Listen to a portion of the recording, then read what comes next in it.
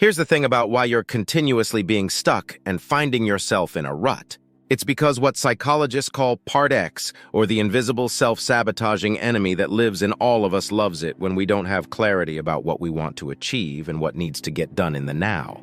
Which is why it's so important to set goals to the now. By thinking through the filter of goal setting to the now, you set a future goal and then methodically drill down to what you should be doing right now. The best analogy is if you know what those Russian matryoshka dolls are. You know the nested dolls where one is nested in another, then in another, and on and on. It's the same with setting your one thing right now. It's nested inside your one thing today, which is nested inside your one thing this week, which is nested inside your one thing this month, which is nested in your one thing this quarter, which is nested in your one thing this year. It's how a small thing can actually build up to a big one.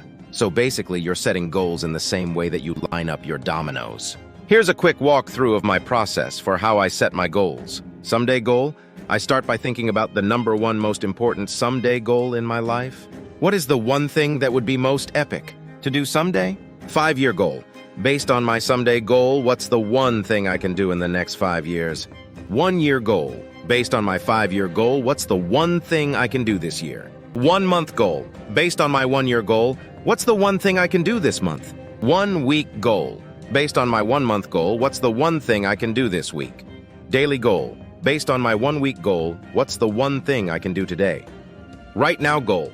Based on my daily goal, what's the one thing I can do right now?